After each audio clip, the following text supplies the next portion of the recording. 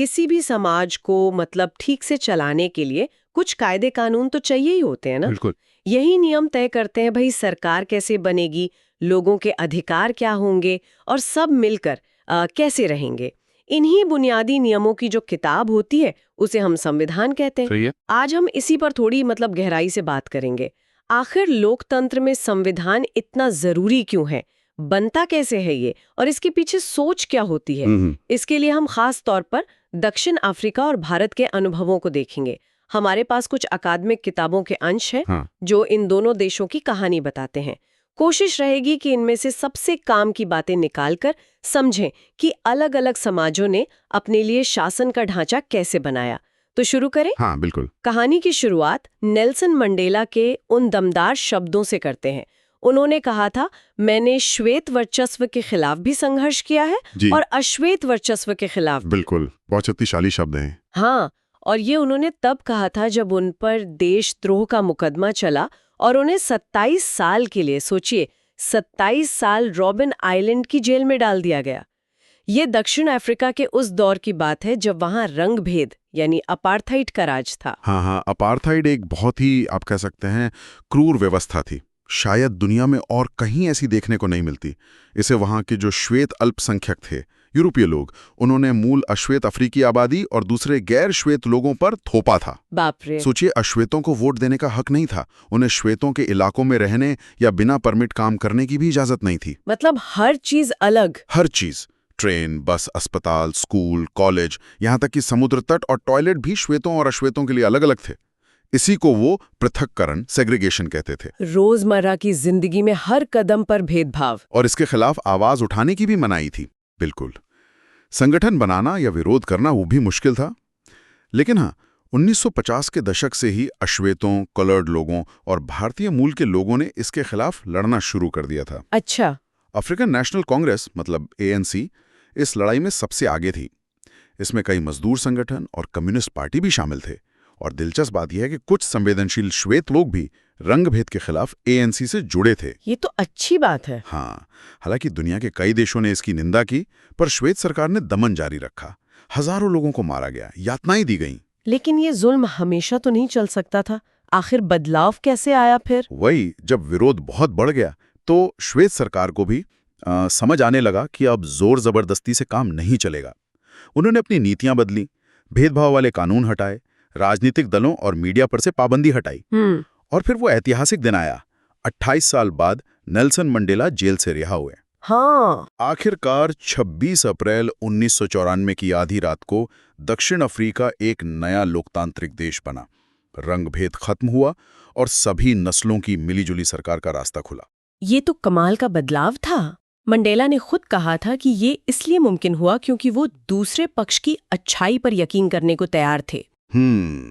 ये सोचना भी मुश्किल है कि जिन लोगों ने इतने सालों तक जुल्म किया, उनके साथ बैठकर बात कैसे की होगी। हाँ, यही तो सबसे बड़ी चुनौती थी।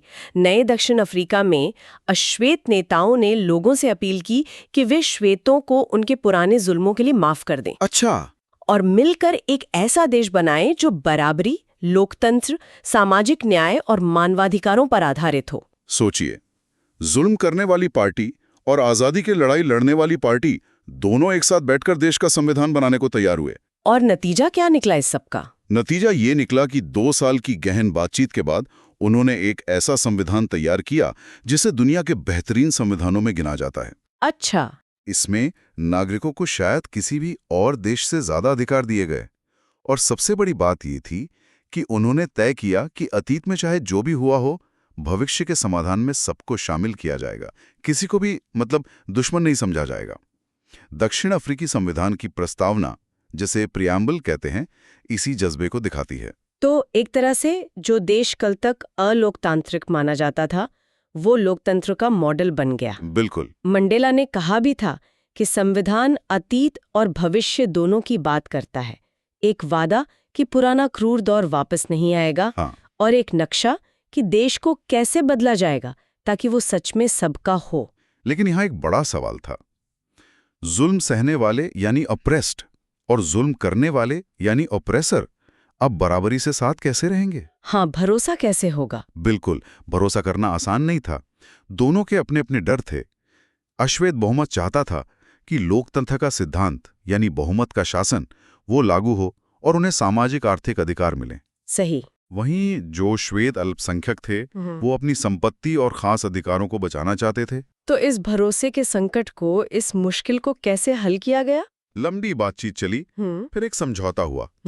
श्वेतों ने बहुमत के शासन और एक व्यक्ति एक वोट का सिद्धांत माना। ओके। वे गरीबों और मजदूरों के लिए कुछ बुनियादी अधिकार देने पर भी राजी हुए। बदले में अश्वेत इस बात पर सहमत हुए कि भाई बहुमत का शासन असीमित नहीं होगा और वे श्वेतों की संपत्ति नहीं छीनेंगे। पर यह समझौता टिकेगा कैसे? मतलब क्या गारंटी थी? हाँ, यही सवाल था कि इस समझौते पर भरोसा कैसे किया जाए। भविष्य में कोई पलट गया तो? सही बात है। ऐसी स्थिति में देखिए, भरोसा बनाने और बनाए रखने का एक ही तरीका था, कुछ ऐसे बुनियादी नियम लिखना जिनका पालन सबको करना ही पड़े।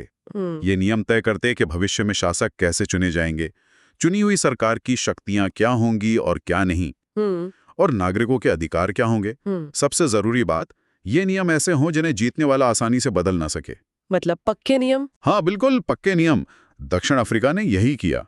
वे कुछ बुनियादी नियमों पर सहमत हुए और ये भी माना कि ये नियम सबसे ऊपर होंगे, कोई सरकार इन्हें नजरअंदाज नहीं कर सकती। इन्हीं बुनियादी नियमों के समूह को संविधान कहा जाता है। तो ये साफ है कि दक्षिण अफ्रीका के खास हालात में संविधान बनाना कितना जरूरी था।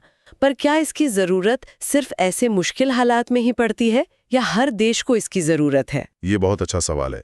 दक्षिण अफ्रीका का उदाहरण हमें ये समझने में मदद करता है कि संविधान क्यों चाहिए और वो करता क्या है। देखिए, हर देश में अलग अलग तरह के लोग रहते हैं। उनके रिश्ते शायद उतने खराब ना हों जितने दक्षिण अफ्रीका में थे, लेकिन विचारों और हितों में मतभेद तो हर जगह होते हैं, है ना?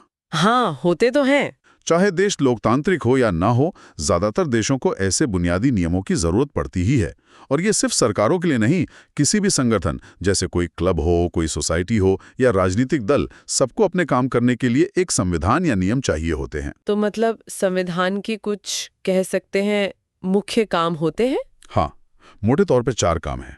पहला, ये अलग अलग तरह के लोगों में एक भरोसा और तालमेल बनाता है ताकि वे साथ रह सकें। अच्छा। दूसरा, ये बताता है कि सरकार कैसे बनेगी और किसके पास क्या फैसले लेने की ताकत होगी। ठीक है। तीसरा, ये सरकार की शक्तियों पर एक तरह से लगाम लगाता है और नागरिकों के अधिकार तय करता है।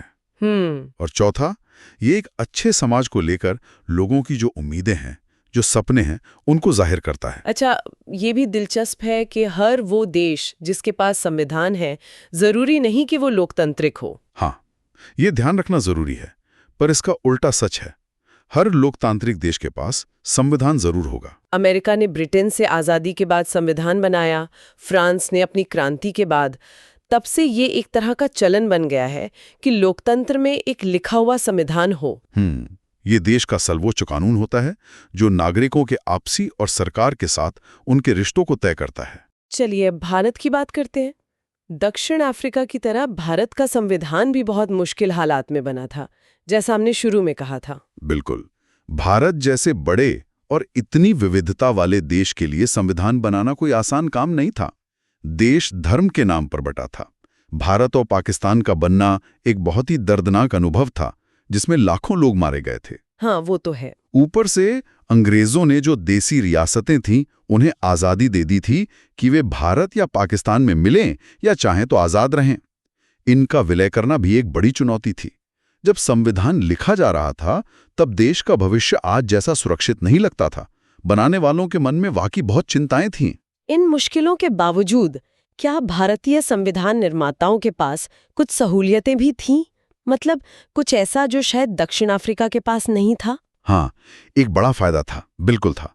दक्षिण अफ्रीका के उलट भारत में इस बात पर काफी हद तक आम सहमति पहले से बन चुकी थी कि आजाद भारत कैसा दिखना चाहिए। अच्छा, ये कैसे? ये सहमति आजादी की लड़ाई के दौरान ही विकसित हो गई थी। हमारा राष्ट्रीय आंदोलन सिर्फ विदेशी राज के खिलाफ लड़ाई नहीं थी, ये अपने समाज और राजनीति को बदलने का भी संघर्ष था। बेशक आजादी के बाद भारत कौन सा रास्ता अपनाएगा इसे लेकर मतभेद थे और आज भी हैं, लेकिन कुछ बुनियादी बातों पर लगभग सभी सहमत थे। जैसे कि क्या थी वो बुनियादी बातें? मिसाल के तौर पर 1928 में ही मोतीलाल नेहरू और कांग्रेस के 8 और नेताओं ने भारत के लिए एक संविधान का मसौदा तैयार कर लिया था। अरे वाह, 1928 में? हाँ, फिर 1931 में कांग्रेस का कराची अधिवेशन हुआ। उसमें भी ये तय हुआ था कि आज़ाद भारत के संविधान में क्या क्या होना चाहिए। इन दोनों ही दस्तावेजों में, जैसे सबको वोट देने का अधिकार यानी यूनिवर्सल अडल्ट फ्रैंचाइज, आज़ादी और बराबरी का अधिकार और अल्पसंख्यकों के अधिकारों की सुरक्षा, इन सब की बात कही गई थी। तो ये बातें पहले से तय थीं काफी हद तक। हाँ, ये बाद में हमारे संविधान का आधार बनी। और क्या बातें मददगार हैं? एक और बात थी, अंग्रेजों के शासनकाल की जो राजनीतिक संस्थाएं थी, उनसे थोड़ी बहुत जान पहचान होना भी काम आया। भले ही अंग्रेजों ने बहुत कम लोगों को वोट का अधिकार दिया था और विधायिकाएं भी कमजोर थीं, पर 1937 में प्रांतीय चुनाव हुए थे। हाँ, इनसे भारतीयों को जो विधायी कामकाज का अनुभव मिला, वो अपनी संस्थाएं बनाने में बहुत उपयोगी साबित हुआ। इसीलिए हमारे संविधान ने कई चीजें, जैसे संस्थागत बनावट और प्रक्रियाएं, 1935 के गवर्नमेंट ऑफ इंडिया एक्ट जैसे पुराने कानूनों से भी ली। तो क्या हमने दूसरे देशों से भी सीखा? बिल्कुल सीखा। हमारे नेताओं ने दूसरे देशों के अनुभवों से सीखने में कोई हिचकिचाहट नहीं दिखाई, लेकिन हाँ, अपनी शर्तों पर। हमारे कई नेता फ्रांस की क्रांति के आदर्शों से, ब्रिटेन के संसदीय लोकतंत्र से और अमेरिका के बिल ऑफ राइट से प्रभावित थे। अच्छा। रूस की समाजवादी क्रांति ने भी कई भारतीयों को सामाजिक और आर्थिक बराबरी पर आधारित व्यवस्था के बारे में सोचने पर मजबूर किया था। लेकिन अहम बात यह है कि वो सिर्फ नकल नहीं कर रहे थे। हर कदम पर यह सवाल पूछा जा रहा था कि क्या ये चीज हमारे देश के लिए सही है, उपयुक्त है। इन सब बातों ने मिलकर हमारे संविधान को बनाने में मदद की। तो ये संविधान बनाया किसने? कौन थे वो लोग जिन्होंने इसे लिखा? संविधान बनाने का काम एक चुनी हुई सभा ने किया था, जिसे संविधान सभा यानी कॉन्स्टिट्यूएंट असेंबली कहते हैं। ये उन प्रतिनिधियों का समूह था जिनका काम देश का मौलिक कानून लिखना था। इसके चुनाव जुलाई 1946 में हुए और पहली बैठक हुई दिसंबर 1946 में। अच्छा, बंटवारे से पहले? हाँ, इसके तुरंत बाद ही देश का बंटवारा हो गया। तो संविधान सभा भी भारत और पाकिस्तान की सभाओं में बंट गई। जो भारतीय संविधान लिखने वाली सभा थी, उसमें 299 सदस्य थे। 299 सदस्य? हाँ, सभा ने 26 नवंबर 1949 को संविधान अपना लिया, लेकिन ये लागू हुआ 26 जनवरी 1950 को, जिसे हम गणतंत्र दिवस के रूप में मनाते हैं। पर सवाल ये उठता है कि 70 साल से ज्यादा पहले बनी इस सभा के बनाए संविधान को हम आज भी क्यों माने, आज के जमाने में? बिल्कुल वाजिब सवाल है। इसके मेरे हिसाब से 3 मुख्य कारण हैं। पहला, ये संविधान सिर्फ बनाने वालों के निजी विचार नहीं दिखाता, बल्कि उस समय की एक व्यापक सोच और सहमति को दर्शाता है। दुनिया में कई देशों को अपना संविधान दोबारा लिखना पड़ा है, क्योंकि बुनियादी नियम सबको मंजूर नहीं थे। लेकिन भारत में पिछले कई दशकों में संविधान के कुछ हिस्सों पर सवाल भले ही उठे हों, पर खुद संविधान की वैधता पर किसी बड़े सामाजिक या राजनीतिक समूह ने सवाल नहीं उठाया है। ये तो वाकई बड़ी बात है। हाँ, ये एक असाधारण उपलब्धि है। और दूसरा कारण? दूसरा कारण ये कि संविधान सभा काफी हद तक भारत के लोगों का प्रतिनिधित्व करती थी। हाँ, ये सच है कि उस समय सबको वोट देने का अधिकार नहीं था, यूनिवर्सल एडल्ट फ्रैंचाइज नहीं था, इसलिए सभा सीधे जनता द्वारा नहीं चुनी गई थी। सदस्य मुख्य रूप से मौजूदा प्रांतीय विधानसभाओं द्वारा चुने गए थे। अच्छा। को नुमाइंदगी मिली, एक भौगोलिक संतुलन बना। सभा में कांग्रेस का दबदबा जरूर था, क्योंकि वो आजादी की लड़ाई की मुख्य पार्टी थी, लेकिन कांग्रेस खुद उस समय कई अलग अलग विचारों वाले समूहों का एक तरह से मंच थी। हाँ, वो तो था। सभा में बहुत से सदस्य ऐसे भी थे जो कांग्रेस से सहमत नहीं थे। सामाजिक रूप से भी देखें तो सभा में अलग अलग भाषा, जाति, वर्ग, धर्म और पेशे के लोग थे। कहा जा सकता है कि अगर सीधे चुनाव होते भी तो शायद सभा की बनावट बहुत अलग नहीं होती। ठीक है। और तीसरा कारण क्या है? तीसरा और शायद सबसे अहम कारण है संविधान सभा के काम करने का तरीका। सभा ने बहुत ही व्यवस्थित, खुले और सबकी सहमति से काम करने की कोशिश की। कैसे? पहले कुछ बुनियादी सिद्धांतों पर फैसला हुआ, उन पर सहमति बनी। फिर डॉक्टर B.R. अम्बेडकर की अध्यक्षता में एक प्रारूप समिति यानी ड्राफ्टिंग कमेटी बनी, जिसने चर्चा के लिए एक मसौदा तैयार किया। इस मसौदे के हर हिस्से पर क्लॉज बाय क्लॉज कई दौर की गहन चर्चा हुई। 2000 से ज्यादा संशोधनों पर विचार किया गया। 2000 से ज्यादा? हाँ, सदस्यों ने 3 साल के दौरान 114 दिनों तक बहस की और सभा में कही गई हर बात और पेश किए गए हर दस्तावेज को सहेज कर रखा गया है। इन्हें संविधान सभा वाद विवाद, कॉन्स्टिट्यूएंट असेंबली डिबेट्स कहते हैं। अच्छा, वो रिकॉर्ड्स आज भी हैं? बिल्कुल, वो मोटे मोटे 12 खंडों में छपे हुए हैं। ये बहसें आज भी संविधान के हर प्रावधान के पीछे की सोच को समझने और उसकी व्याख्या करने में मदद करती हैं। ये तो हुई प्रक्रिया की बात, लेकिन संविधान सिर्फ नियम कानून की किताब तो नहीं है। इसमें कुछ मूल्य, कुछ आदर्श भी तो होंगे। बिल्कुल, यहीं पर बात और दिलचस्प हो जाती है। संविधान उन मूल्यों का आईना भी है जिनसे हमारी आज़ादी की लड़ाई प्रेरित हुई थी, और बदले में उस लड़ाई ने इन मूल्यों को मजबूत किया। ये मूल्य संविधान की प्रस्तावना यानी प्रियम्बल में झलकते हैं। एक नाम जो संविधान सभा के सदस्यों में नहीं था, वो महात्मा गांधी का है। हाँ, वो सदस्य नहीं थे, लेकिन उनके विचार मानने वाले कई सदस्य थे, है ना? गांधी जी ने 1931 में अपनी पत्रिका यंग इंडिया में लिखा भी था कि वो कैसा संविधान चाहते हैं। एक ऐसा भारत जो हर तरह की गुलामी से आज़ाद हो, जहां सबसे गरीब भी महसूस करे कि ये उसका देश है, जहां ऊंच नीच न हो, सब समुदाय प्यार से रहें, छुआछूत या नशे की कोई जगह ना हो, और महिलाओं को पुरुषों के बराबर अधिकार मिले। और बराबरी का ये सपना डॉक्टर अंबेडकर का भी था, जिन्होंने संविधान बनाने में इतनी अहम भूमिका निभाई। हालांकि उनका नजरिया गांधी जी से अलग था कि असमानता को कैसे खत्म किया जाए। उन्होंने कई बार गांधी जी की आलोचना भी की थी। हाँ, ये सुना है। संविधान सभा में अपने आखिरी भाषण में उन्होंने गहरी चिंता जाहिर की थी। उन्होंने कहा था बहुत स्पष्ट रूप से कि 26 जनवरी 1950 को हम एक विरोधाभासी जीवन में प्रवेश कर रहे हैं। विरोधाभासी किस तरह का? उन्होंने कहा, राजनीति में हमारे पास समानता होगी, लेकिन सामाजिक और आर्थिक जीवन में असमानता। राजनीति में हम एक व्यक्ति, एक वोट, एक मूल्य का सिद्धांत मानेंगे, पर सामाजिक और आर्थिक ढांचे के कारण हम असल जीवन में एक व्यक्ति, एक मूल्य को नकारते रहेंगे। उन्होंने पूछा, हम कब तक ये विरोधाभास झेलेंगे? अगर हमने सामाजिक और आर्थिक बराबरी को लंबे समय तक नकारा, तो हम अपने राजनीतिक लोकतंत्र को ही खतरे में डाल देंगे। ये तो बहुत गहरी और आज भी प्रासंगिक चेतावनी थी। बिल्कुल। और फिर जवाहरलाल नेहरू का वो मशहूर भाषण ट्रिस्ट विद डेस्टिनी, जो उन्होंने आज़ादी की मध्य रात्रि को दिया था, उसमें भी उन्होंने लाखों पीड़ित लोगों की सेवा करने, गरीबी, अज्ञानता, बीमारी और अवसर की असमानता को खत्म करने की बात कही थी। उन्होंने गांधी जी का जिक्र करते हुए कहा था कि हमारी पीढ़ी की सबसे बड़ी ख्वाहिश हर आंख से हर आंसू पोंछना है। और यहाँ देखने वाली बात यह है कि नेताओं के भले ही अलग अलग विचार थे, पर वे असमानता खत्म करने और लोगों की सेवा करने जैसे बुनियादी मूल्यों पर सहमत थे। यही मूल्य भारतीय संविधान की प्रस्तावना का आधार बने। तो ये प्रस्तावना क्या है? इसमें क्या खास है? क्या लिखा है इसमें? प्रस्तावना, जिसका विचार अमेरिकी संविधान से लिया गया है, एक तरह से पूरे संविधान का सार है, उसका दर्शन है। आप कह सकते हैं कि ये उन बुनियादी मूल्यों का बयान है जिन पर हमारा संविधान आधारित है। इसे संविधान की आत्मा भी कहते हैं ना? हाँ, बिल्कुल कहा जाता है। इसमें कुछ खास शब्द हैं जिनका मतलब समझना जरूरी है, जैसे संप्रभु, सॉवरेन, यानी भारत अपने आंतरिक और बाहरी दोनों मामलों में फैसले लेने के लिए पूरी तरह आजाद है।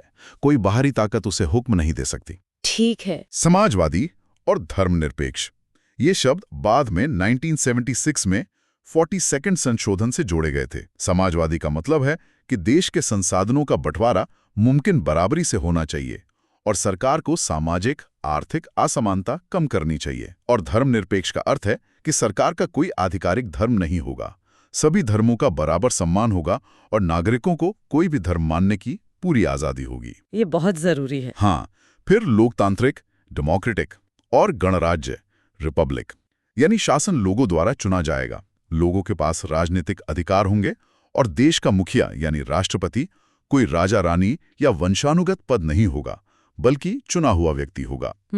और फिर न्याय, स्वतंत्रता, समानता, इक्वालिटी, यानी जाति, धर्म, लिंग के आधार पर भेदभाव ना हो, सामाजिक असमानता कम हो, सबको सोचने बोलने की आजादी हो और कानून के सामने सब बराबर हो, सबको बराबर मौके मिले। और आखिर में बंधुत्व, फ्रेटर्निटी, यानी हम सब एक देश के नागरिक, एक परिवार की तरह भाईचारे से रहें, कोई किसी को अपने से छोटा या हीन न समझे। तो ये प्रस्तावना एक तरह से संविधान का मार्गदर्शन करती है ना? एक दिशा देती है। हाँ, बिल्कुल। ये सरकार के किसी भी कानून या काम को परखने का एक पैमाना है, एक मानक है। लेकिन ये याद रखना भी जरूरी है कि संविधान सिर्फ इन मूल्यों का बयान भर नहीं है। ये इन मूल्यों को असलियत में लागू करने के लिए एक संस्थागत ढांचा भी तैयार करता है। अच्छा, भारतीय संविधान बहुत लंबा और विस्तृत दस्तावेज है और इसे बनाने वालों ने इसे कोई पत्थर की लकीर नहीं माना था। उन्होंने इसमें बदलाव करने यानी संशोधन करने का प्रावधान भी रखा है। अच्छा। ताकि ये समय के साथ बदलती जरूरतों और उम्मीदों के हिसाब से ढल सके। मतलब ये एक स्थिर लेकिन लचीला दस्तावेज है। बिल्कुल सही। एक जीवित दस्तावेज। तो हमने देखा कि संविधान किसी भी समाज के लिए एक बुनियादी ढांचा तैयार करते हैं जो साझा मूल्यों पर टिका होता है। ये दक्षिण अफ्रीका की तरह संघर्ष और समझौते से भी बन सकते हैं या भारत की तरह आज़ादी की लड़ाई से निकली आम सहमति से भी। हाँ, ये सिर्फ कानून की किताब नहीं, बल्कि एक तरह के जीवित दस्तावेज हैं जो अलग अलग तरह के लोगों में भरोसा पैदा करते हैं और शासन को रास्ता दिखाते हैं। बिल्कुल। संविधान एक कानून से बढ़कर है। ये एक समझौता है, एक वादा है और एक बेहतर भविष्य की उम्मीद भी है। इन बुनियादी बातों को समझने से हमें ये जानने में मदद मिलती है कि हमारा समाज कैसे काम करता है और हमारे अधिकार, हमारी सरकार, इन सब का आधार क्या है। और जाते जाते एक सवाल सोचने के लिए छोड़ जाते हैं। हमने डॉक्टर अंबेडकर की उस चेतावनी के बारे में सुना था, राजनीति में बराबरी और सामाजिक आर्थिक जीवन में असमानता के विरोधाभास के बारे में। आज 70 साल से ज्यादा बीत चुके हैं। क्या ये विरोधाभास आज भी हमारे लोकतंत्र के लिए एक चुनौती बना हुआ है? इस पर विचार कीजिएगा।